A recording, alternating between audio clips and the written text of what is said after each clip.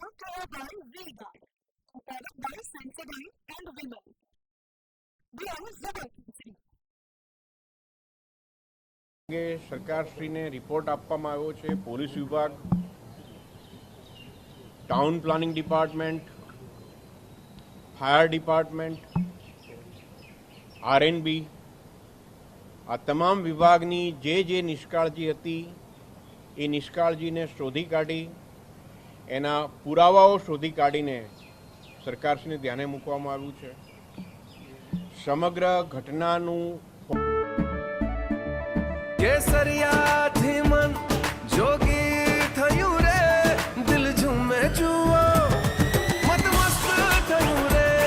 કેસરિયાથી મન જોગી થયું રે. હર પળ મનાવો કેસરી તહેવાર. વિમલ, બોલો જુબાન કેસરી. ફોરેન્સિક સાયન્સ લેબોરેટરીના ડાયરેક્ટર શ્રી સંઘવી સાહેબ તરફથી એનું ફોરેન્સિક આર્કિટેક્ટ કરવામાં આવ્યું છે. એટલે 3 ડાયમેન્શન ઘટનાને તૈયાર કરવામાં આવી છે, જેને આધારે ઘટનાના ફૂલપ્રૂફ પુરાવા તૈયાર કરવામાં આવ્યા છે. આ અંગે જવાબદાર સિચ્યુએશન, સ્થિતિ, game zone, amusement, temporary structure, પક્કા સ્ટ્રક્ચર, આ બધાની ડેફિનેશન અને કાર્યવાહી અંગે એસઓપી તૈયાર કરવામાં આવી, તૈયારી કરવા માટે સરકારશ્રી દ્વારા સૂચના આપવામાં આવી છે. પોલીસ એક્ટની 33ની કલમ, જે પ્રિમાઇસીસ લાયસન્સ અને ટિકિટ લાયસન્સમાં શું સુધારાની જરૂર છે, સુરક્ષિત વાતાવરણ કેમ થઈ શકે એના માટેની પણ તપાસ કરવામાં આવી છે. માનનીય ગૃહમંત્રીશ્રી દ્વારા જે લોકોએ ગુનાહિત બેદરકારી દાખવી છે એવા વધારાના લોકોને એરેસ્ટ કરવા માટે પણ, અટકાયત કરવા માટે પણ સૂચના આપી દીધેલ છે. અને આમાં કોઈ પણ વ્યક્તિ સંકળાયેલ હશે તો એના વિરુદ્ધમાં સંપૂર્ણ કાર્યવાહી કરવામાં આવશે. સીટની તપાસ હજુ પણ ચાલુ રાખવામાં આવશે, કારણ કે આમાં જે ઉચ્ચ કક્ષાના અધિકારીઓ છે, કોર્પોરેશનના હોય કે પોલીસના હોય, આ તમામનો રોલ, એનો તલસ્પર્શી અભ્યાસ ઓફિશિયલ પ્રોસિજરની ભૂલો છે કે શું છે એ હાલે ચાલુ છે.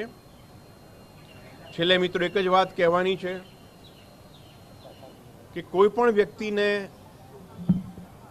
નિર્દોષને દંડવાની માનસિકતા અમારી નથી કે જેને કારણે આ બનાવ, જે નિષ્કાળજી અથવા તો મેળાપીપણા જેવી વસ્તુને કારણે આ બનાવ બન્યો હોય અને નિર્દોષ વ્યક્તિઓના જાન ગયા હોય, જીવ ગયા હોય, એવો કોઈ પણ સરકારી કે ખાનગી પદાધિકારી હોય કે કોઈ પણ અધિકારી હોય એના વિરુદ્ધમાં પણ તપાસ અને કાર્યવાહી કરવામાં આવશે. મિત્રો, સમગ્ર કારકિર્દી દરમિયાન અમે નિષ્પક્ષતાથી, પ્રમાણિકતાથી મારી ફરજો બજાવી છે, હજુ પણ બજાવવામાં આવશે. મોરબીનો જે દુર્ઘટના બનેલી એમાં પણ આપ તમામ સુવિદિત છો કે મોટામાં મોટા વ્યક્તિ સંકળાયેલા હતા, એ લોકો પણ જેલમાં ગયા હતા અને જેલમાં ખાસો ટાઈમ સુપ્રીમ કોર્ટે બેલ ના આપી ત્યાં સુધી રહ્યા હતા. એટલે સરકાર પણ બહુ સ્પષ્ટપણે સૂચના આપેલી છે કે આપણે એકદમ નિષ્પક્ષ અને ન્યાયી તપાસ કરી અને જવાબદારો વિરુદ્ધમાં સખ્તાઈથી કાર્યવાહી કરવાની છે. અને એના આધારે જ તપાસ થઈ છે અને ભવિષ્યમાં પણ તપાસ કરીને જે કંઈ હશે એના ઉપર નિષ્પક્ષ કાર્યવાહી કરવામાં આવશે. Thank you.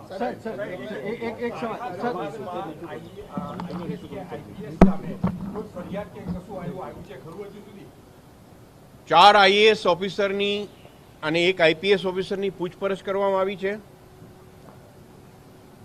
જે લોકોના ગેમ ઝોનમાં ફોટોગ્રાફ્સ હતા એ લોકોની પૂછપરછમાં એવું ધ્યાનમાં આવ્યું છે કે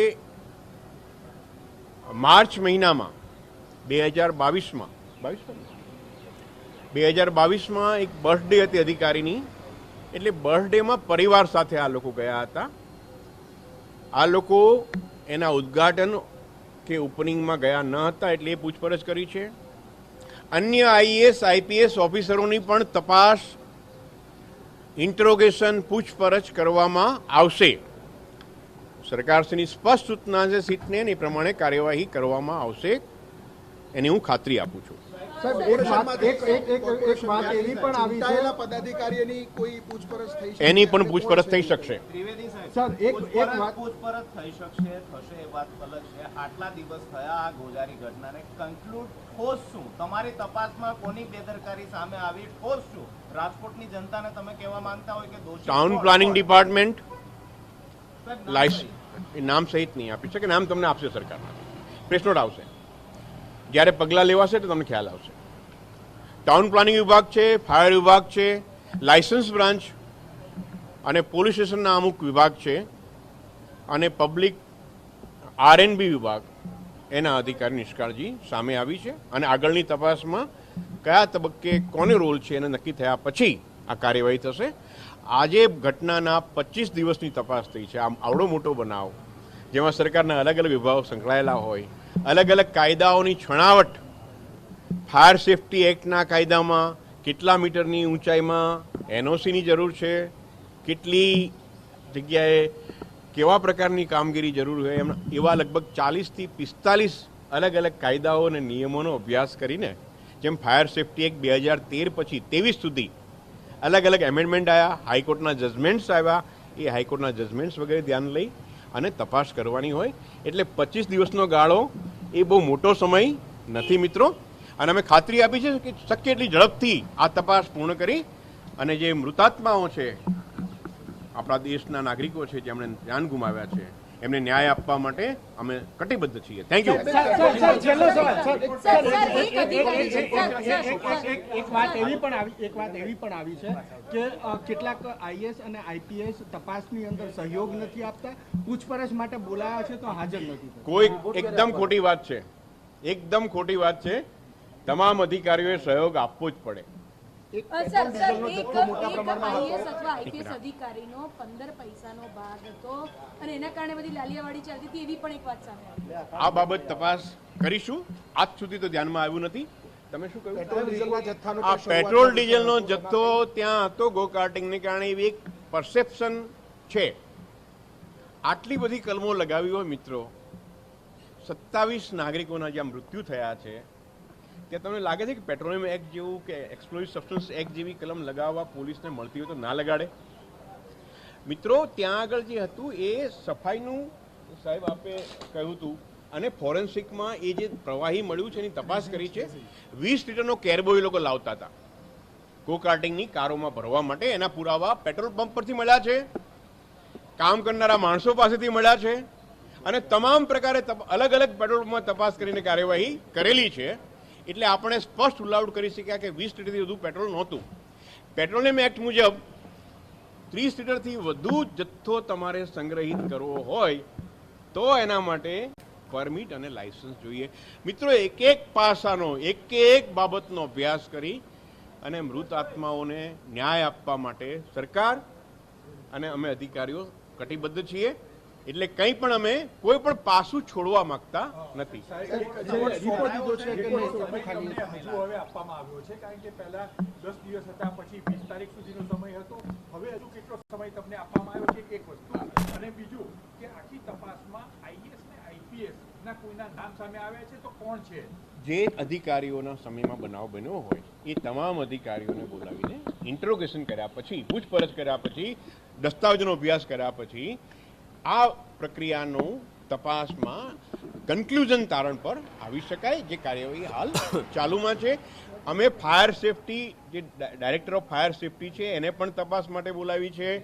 રાજ્યના તમામ કલેક્ટરને આ પોલીસ એક્ટની 33 મુજબની કાર્યવાહીની માહિતી મંગાવીએ છીએ. દરેક કોર્પોરેશનમાં કઈ કઈ રીતે કાર્યવાહી ચાલી રહી છે, ક્યાં સંકલનનો વિભાગો વચ્ચે, estate department, town planning department, શું બધા વચ્ચે ફરક છે, ક્યાં કોઓર્ડિનેશનની જરૂરિયાત છે, તમામ પ્રકારના સૂચનો અને તપાસની તલસ પરથી કાર્યવાહી કરી રહી છે. આશરે 100 પાનાનો રિપોર્ટ છે.